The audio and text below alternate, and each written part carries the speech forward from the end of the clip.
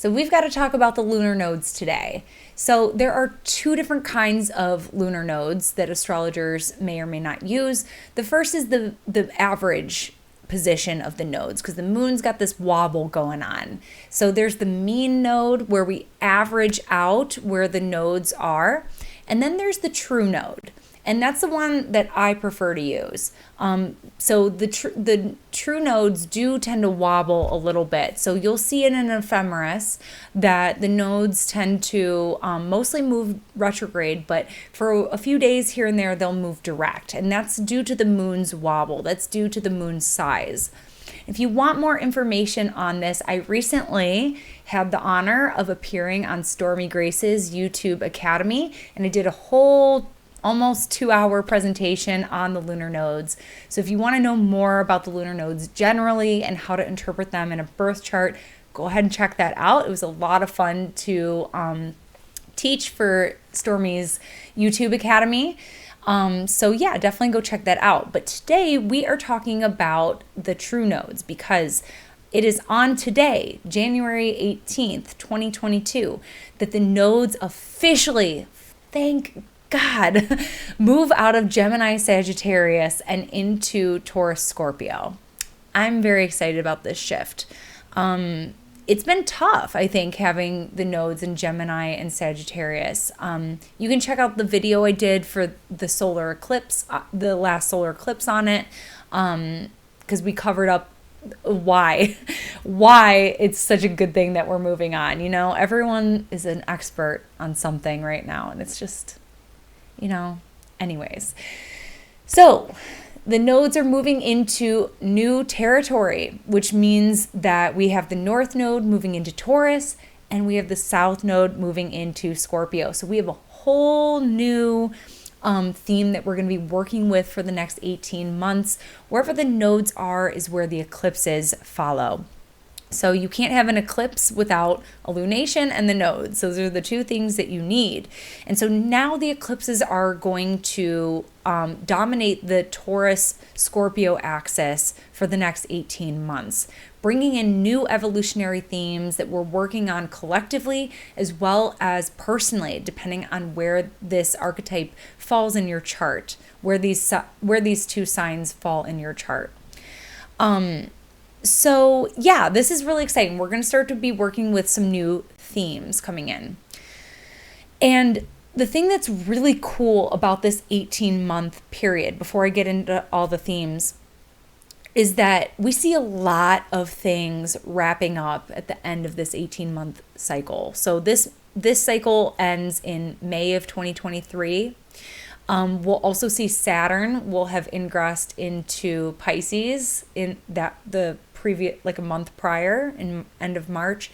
And we will also see Pluto move into Aquarius for the first time. It'll dip back into Capricorn, but the new story will begin. So we see a lot of significant stories wrapping up at that time. And I'm hopeful that we might be ready for a whole new chapter in our human story by that time, if you know what I mean, without making bold predictions at this time. But there's a lot of things that shift at that time. So I'm looking forward to it. So this nodal cycle is going to see us to the end of it, to see us to the end of this Saturn in Aquarius social distancing era. So we'll see what comes on the other side. But I do think that, speaking of which, that the South Node in Scorpio and the eclipses in Scorpio are going to help us confront and process a lot of the collective grief that we're experiencing. As a survivor of trauma myself, I can tell you, and I've worked with many people who have also experienced trauma.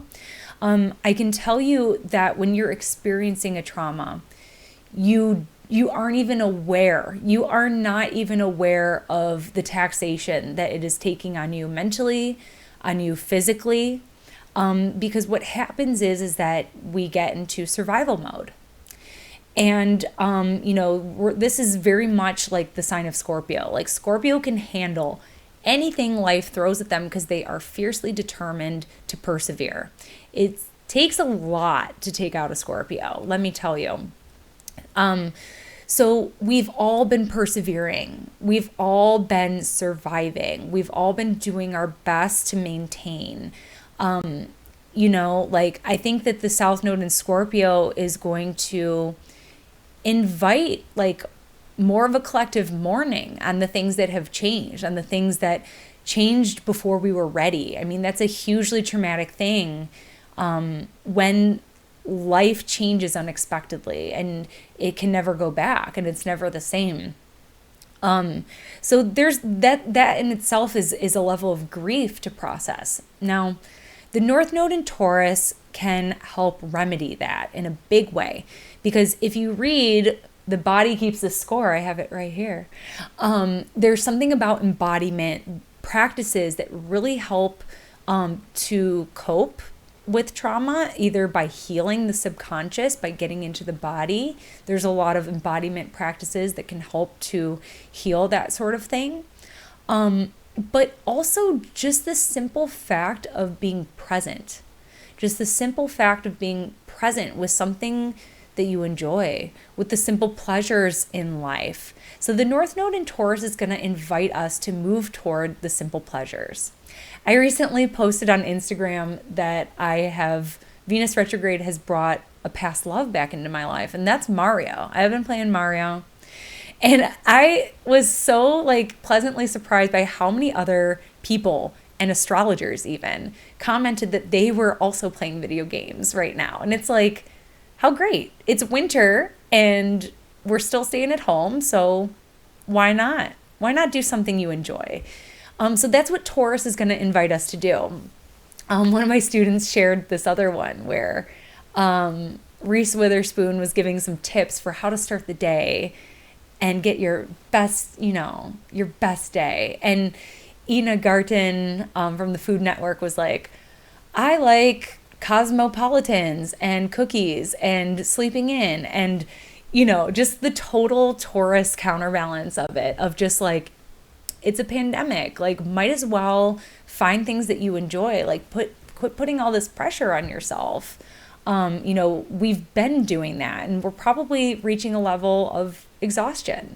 So the Taurus North Node is going to invite us to reconnect with things that are purely pleasurable. I have seen more, influencers and also colleagues talking more openly about their pleasure practices. And I think that is going to be something that we are going to be seeing more of. I've seen like people on the internet are obsessed with this one vibrator. I see it all the time when I'm just like scrolling, people talking about it. You know the one. And so yeah, I think that is going to increase in popularity, as well as just like slowing things down. Taurus is all about finding a pace that is comfortable. It's not that Tauruses move slowly. They don't. It's all about momentum. So it's about finding a pace that feels comfortable and manageable for long term, because Taurus is a fixed sign. So, it's all about momentum. It's all about how long can I keep this up? That's why Tauruses are so consistent. So it's about finding a pace that really works for you at this time in your life. And I think we're going to see a trend of slowing things down, so that we can have more time to be present with friends and family, so that we can cook more meals together. Speaking of which, I think that this is something that me and my students all agree on, is that we think we're going to see more DIY movements, because it's not about being perfect at something. It's about doing something because it brings you joy, and doing it with your own hands to bring you into the present moment. And I think that we also think that the DIY movement will also be spurred on by supply shortages. So that brings us to the whole other theme, is the supply shortages that we have seen this year, whether it's people calling in sick or people quitting their jobs, the Great Resignation, people on strike. Why not try your hand at growing your own food? Why not try making your own dress? Why not try these things? And I think that there will be innovations too, because the eclipses will be squaring off with the Saturn-Uranus square this year. So I think that there will be some innovations there that are in a response to some of the shortages, but also it's an invitation for us to get creative and to get really present. Because, Taurus is Venusian. So we're going to be crafting, people, and painting and cooking and all that good stuff. So, yeah, I think that we will also be seeing big financial themes. Scorpio is really concerned about what's owed, what I give you versus what is kind of owed back. Scorpio, that's the sign that really cares about that and needs to understand the terms and conditions of energy exchange. So yeah, I think that the worker strike will continue to be a theme. The Great Resignation will continue to be a theme. The fight for maybe unionization and fairer wages will continue to be a theme. We do have inflation going on right now. I still am, fingers crossed, some sort of universal basic income, because that seemed to help people during the lockdown and everything. So yeah, maybe something like that could be tried out at this time. So yeah, and we still have like this growing wealth gap that still needs to be addressed. So perhaps we can see some strides forward there. Because again, the eclipses are here to say, this chapter is over. It's time for this other new story. And the eclipses are basically cosmic course correctors, where, in my view, the hands of fate, the divine, can intervene a little bit easier and say, no, like, we need to correct this because we need to be on to something else. So we'll see. I think that there can be some important developments around wealth and resources, and maybe even how to repurpose things. So that's the other component from Scorpio, is let's repurpose the materials that we do have to either create new things or just being more environmentally conscious. I think that is something that we're so aware of. Thinking about Taurus as like plush green, fertile earth, and thinking about the Scorpio archetype as like, ruled by Mars, like destruction. I'm not talking if you have Scorpio in your chart, that don't take it that way. I'm talking mundane themes. So yeah, thinking about Scorpio with like the awareness of what they don't have, okay? Which is something Scorpio placements could relate to, which is where the jealousy and the envy comes from, because there's a fixation on what we don't have. So how can we repurpose our energy, our resources to fulfill a need? Maybe there's something around sustainability that's going to be in development here with these themes. So let's see. So I think that is really the major key points that we will see with this nodal shift. I think also the South Node in Scorpio is like the fear mongering, which, obviously it's important to talk about real life issues. I'm no stranger to doing that. I'm not afraid of talking about those things. But, getting stuck in the fear, getting stuck in the dread, that's something we really want to watch for with the South Node in Scorpio. Can really pull us under and pull us down. So remember, the North Node in Taurus is our way to stay up, to get connected to our body, to lean into the simple pleasures that bring us into the present, so that we can focus less on the fear and the dread of the unknown and the major big life issues that we are facing as a planet.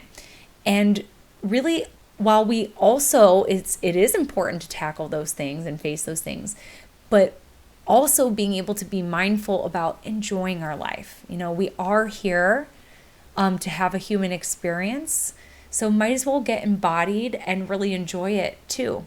So it's going to be a little bit of both, and hopefully it won't be as polarizing as the last eclipse cycle.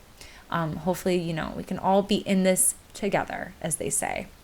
So that was a little bit about this nodal shift. I'm sure we'll be talking about it more as we get into eclipse season in the spring, and as Uranus and Saturn interact with the nodes. So it's going to be an exciting time, and I look forward to chatting with you more about it.